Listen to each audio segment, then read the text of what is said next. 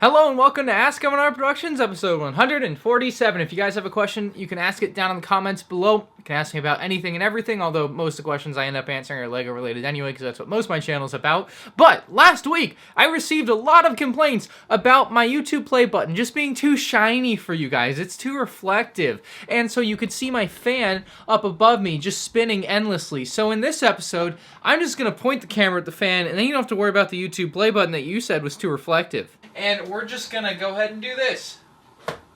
Alright, first question from Trevor says, as a collector of UCS Star Wars sets exclusively, why do you always say the new Tantive 4 is a UCS set? It clearly doesn't have a UCS box art or plaque. You have also mentioned the Yoda and the Child are UCS as well, same issue. Please explain your stance on this for Star Wars UCS collectors.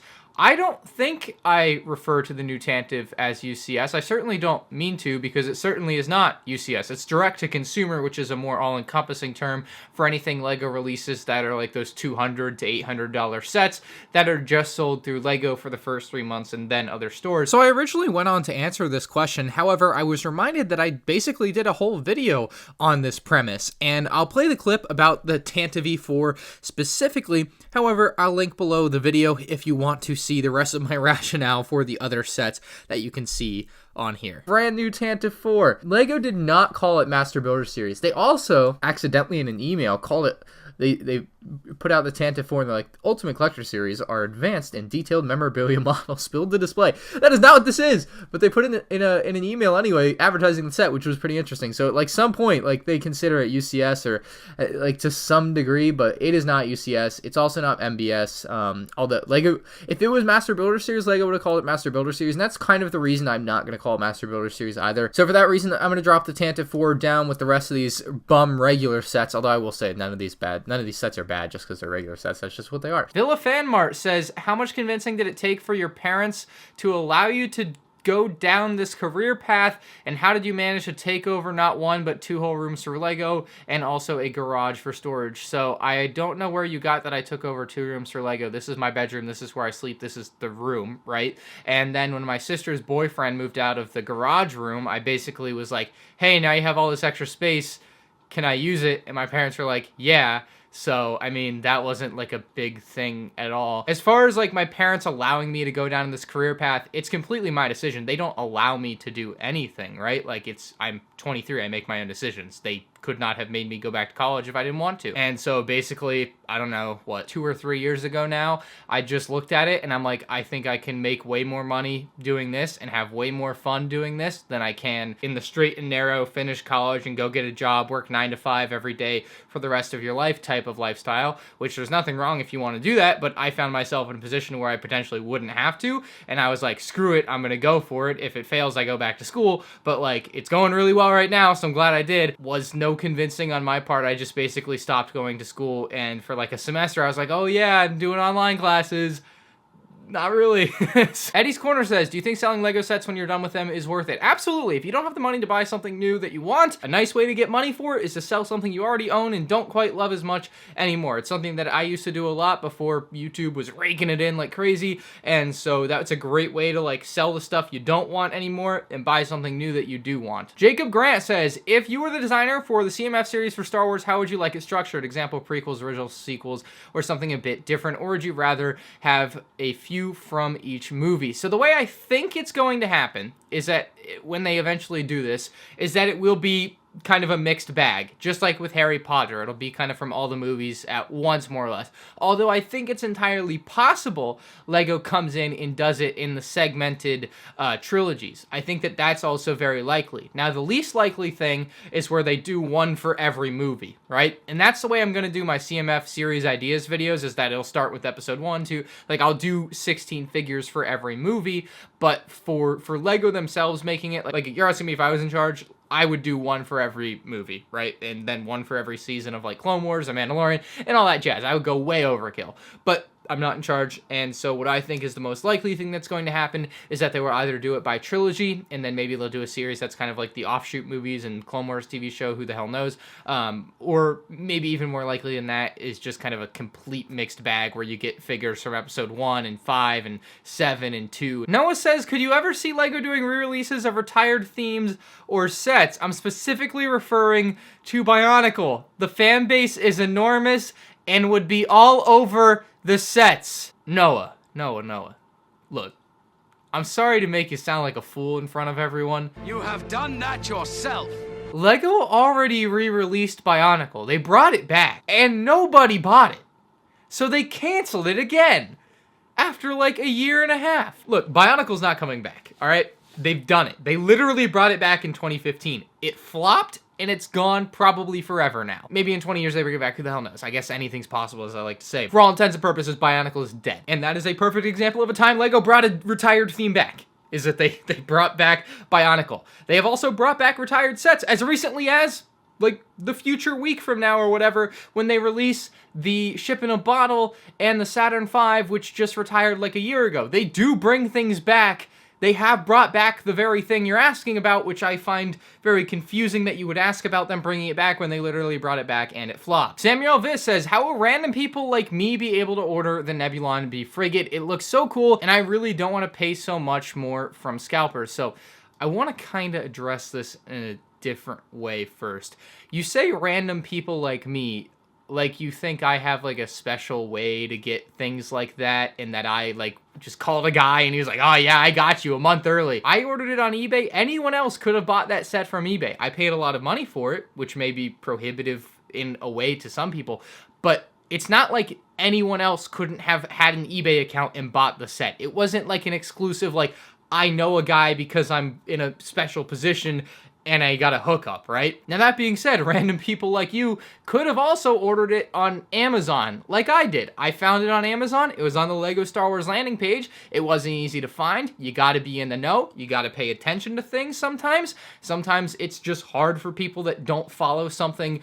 Like, I follow LEGO Star Wars probably as strongly as anyone, and so I will catch things like this. When the Nebulon-B Frigate goes on sale, I'm there, right? Because I'm on top of it. And so I guess in that aspect, maybe you're not as on top of it as me, and that does make it more difficult sometimes to just get things that are gonna be hard to get. That's just how it is. So at this point in time, as far as I'm aware, the Nebulon-B Frigate is sold out on Amazon. That they don't have any more for sale. I don't know if they're going to have any more for sale. That is a question I cannot answer. I saw a few people ask me. I'm like, dude, I don't run Amazon. How am I supposed to know? And I certainly do not know if LEGO is going to be selling any, or if any other retailer is going to be selling any. I am expecting it to be a completely limited release, much like with the Bespin Duel, although it's possible it isn't, but it's got the San Diego Comic-Con stuff on there. Like, it's not going to be a set that you're going to have available for 2 years. I had a little more time to think about this while editing, and I think your absolute best bet would be that the set may become available on lego.com, because with the Bespin Duel, obviously that was a Target exclusive, but it was also available through LEGO in a limited quantity as well. So I would expect it to become available probably in mid-November. Now, it could happen earlier, it could happen later, so make sure, like I said, stay on top of things if you actually really want this. But Amazon's release date appears to be somewhere around November 15th, so assuming that's the same for LEGO, you could expect it to be on lego.com around that same day. That's the best bet I have for you to get it at retail price. Build Brick Production says, did you get good grades in school, or were you a rebel? I wouldn't definitely not consider myself a rebel. I don't necessarily thinking having bad grades makes you a rebel. But I made this handy dandy chart down here that kind of shows my grades throughout my years of school, with 3rd grade, 4th grade on such, and then 1st year college, 2nd year college. And that's kind of like what I think I don't remember exactly, but it just gives you a good idea of what I think my average grades during my school years were. And the little green bar here is like what's passing. So I think like in elementary school, passing would have been a D, but I think as I got into high school, definitely in my high school, if you got below a C, you failed. And I think the same carried over to college, but either way, I still held myself to that standard. But yeah, that's kind of like how my grades went over the years. I basically just got worse every year. RZR Arsenal says, would you buy as many LEGO sets if you weren't a YouTuber? So probably not, but that's kind of the same as asking an NBA player if they would play as much basketball if they weren't a basketball player. I can't imagine I would be buying as much stuff if I wasn't doing LEGO YouTube videos as like a full-time thing. I just don't think it would make a lot of sense. It would just depend on where I am in life otherwise. If I had gone and won the lottery in the alternate reality here, maybe I bought more Lego sets, right? So it's hard to know exactly, but it like 99.9% chance I would not buy as many Lego sets because it wouldn't be my job. The Dark Knight says, are you going to buy and review the new Lego Ideas Sesame Street set? And what are your thoughts on children's themed sets having an 18+ rating? No, I don't really have an interest in the Sesame Street set. I haven't cared about Sesame Street since I was maybe 7 or 8 years old when I went to Sesame Street Land in Pennsylvania, or whatever the heck it's called. By the way, great place. If you have kids, you should probably take them there because it's really cool. That's besides the point. I won't be buying the set. I don't care about the set. It's great that they use new molds in an Ideas set. I think that's a good precedent to finally have. However, I think that it being 18+ is quite ridiculous. I'm doing or have done, I don't know at the time of filming this video, a separate video where I talk about how I think 18+ has gone too far for Lego, because Lego Sesame Street should not be 18+. It just should not. There is no reason. It's literally a show for 4-year-olds, and they made an 18+ set for it.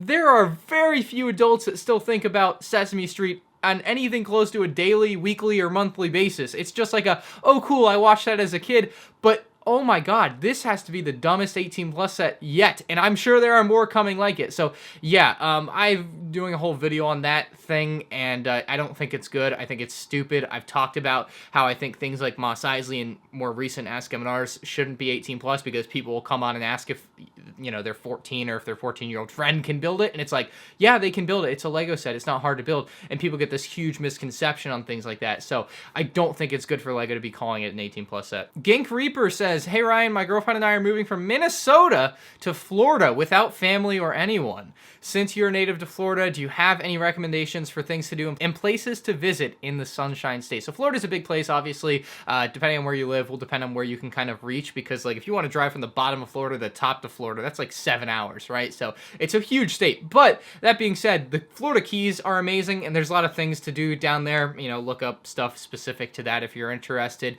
Miami's a cool place. Orlando, obviously, with all the theme parks and Disney Springs and the Lego store. Legoland, which is about an hour south of Orlando. You also have Tampa and all the beaches and things over there. I know that there's like some natural springs somewhere in Florida. Again, these are things you're going to have to Google on an individual basis. I can't give you all the details. If you've never visited NASA, that's always cool to do. See all the space shuttle stuff and rockets and whatnot. And I think they have tours, and you can take like the bus and thing there. So yeah, that's like a general overview of some of the things I like doing in Florida. I'm sure there's more to do. Just Google like a tourist guide to Florida. I'm sure you'll find things. Wild Brick Studio says, have you ever won a Lego VIP sweepstakes? Nope. I think they are a complete waste of your VIP points. It's just Lego getting you to waste your VIP points on things that are meaningless to me. Like, so basically the way I think about it, if you look at it like from a value proposition point of view, the chances of you winning are slim to none, right? Because so many other people are going to be entering. And so let's say you put $5 of VIP points in, but your chances of winning are like 1 in 1,000. And so you basically look at it and you say, hey, if I entered this enough times to actually win, you know, if you're lucky and you win on your first try, but let's say the average is like, it takes you $505 entries to win. Well, all of a sudden you've spent $2,500 in VIP points. I know this is a huge unreasonable example, but it gets the point across really well. You spent $500 in VIP points, and by the time you actually win, let's say you win through the VIP sweepstakes, oh, maybe a signed like Lego Batman set. I think they had a like $50 signed Batman set by Will Arnett recently. That's maybe worth $150 because Will Arnett signed it, if that.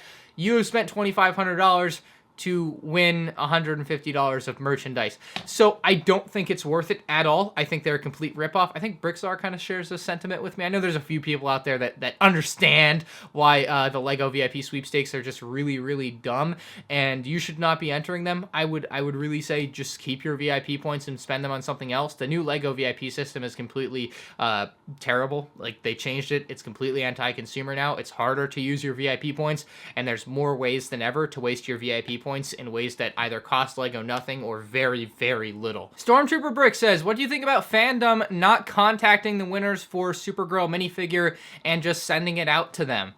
I think it doesn't matter. I really don't.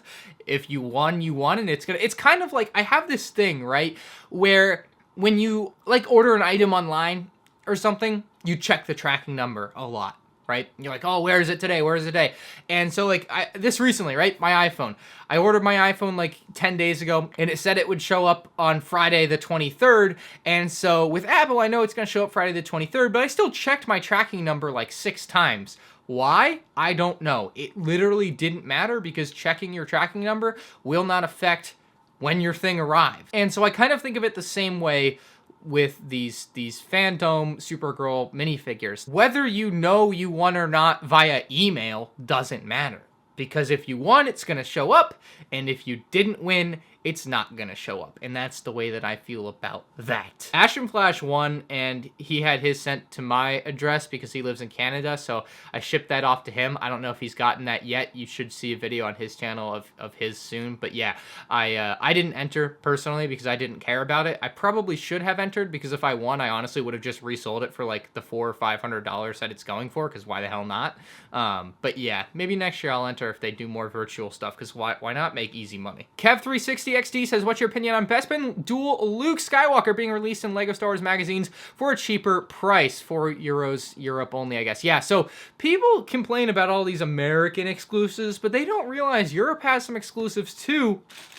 For this particular thing, I don't really like it because I liked having the rarer figure. In general, as you may know, I'm kind of pro having things that are rare. I just think it's a good thing in general for most collectors. But you know, if we're going to be communists, then I guess everyone on the entire planet should have a Bespin Luke, because that would be fair for everyone, right? But that being said, yeah, Europe has these magazines and they have figures and mini builds sometimes, and this time LEGO just put a Bespin Dual Luke. Maybe it's kind of a subtle, hey, we know we weren't going to release this set in Europe, but instead we have this way for you to get this figure for cheap. So in that way it's a good thing, but in the other way where it's kind of reducing the rarity of a thing that I kind of looked at as cool for being rare, it's a bad thing. Ben says, what are your thoughts on the cardboard packaging for the CMF series? So for those of you who don't know, about a week ago LEGO released a survey asking about their environmental impact and CMFs. It's not a survey that just anyone can access, and so within this survey they ask questions such as this is a kicker.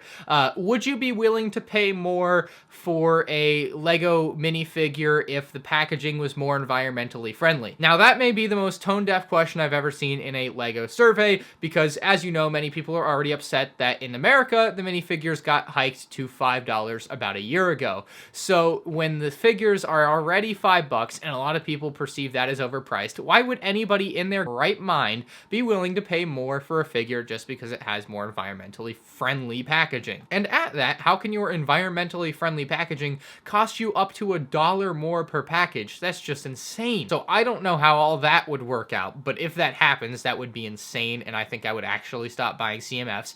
And as far as the cardboard packaging for the CMF series goes, if they implement that, unless it was a Star Wars series, I would probably stop buying as well, because they're removing the ability to figure out which minifigure you're getting.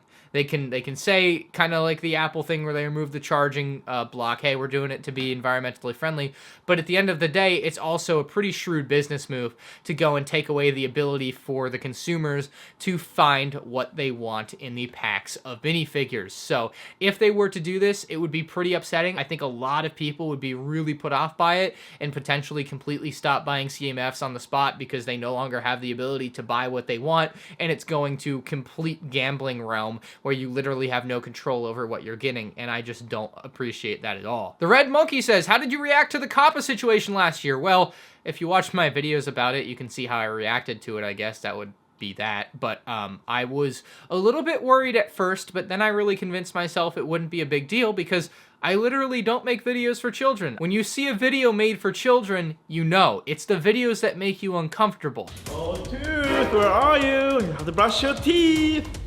Oh, right there! Oh, you have to brush your teeth! If you forget to brush your teeth or don't brush your teeth correctly, the plaques can build up and it can form a cavity like these. So I really convinced myself it wasn't a big deal. Now, there are some other Lego YouTubers, no names, that did a lot of fear-mongering and were really making everyone else more worried than they really had any right to be about the whole thing, and they made some people even quit YouTube, so that was great. But the thing is, we're here in October. It's been like a year or so since it was implemented. I don't know. It's been a while, and it just hasn't really done anything, right? A lot of people will mark their videos for kids, I guess, when they think they're for kids, but for me personally, it hasn't really affected me, and I haven't seen it really affect anyone else, like as far as the FTC coming in and being like, hey, we're going to fine you $42,350 or whatever the dollar amount was. I haven't seen that happen a single time. So I think in general, it did what it was supposed to do, I guess, from their perspective, where it got enough people to kind of fall in line and YouTube to conform in the way that they wanted them to conform. And so it's kind of now existing in its state that it exists. And I wouldn't really expect that to change. But that is going to do it for this episode of Ask MNR. If you guys did enjoy, hit that like button. If you're new to the channel, make sure you subscribe. And make sure you tune in Friday afternoon, at least Eastern time afternoon, where I'll be opening 100 501st battle packs on live stream. I won't be building the builds, I'm just going to be building the figures. Hopefully going to get some misprints as well. I can't imagine with 100 boxes I don't get a misprint or two, or dozen, who knows. But yeah, tune into that, and I'll see you guys then. Peace out.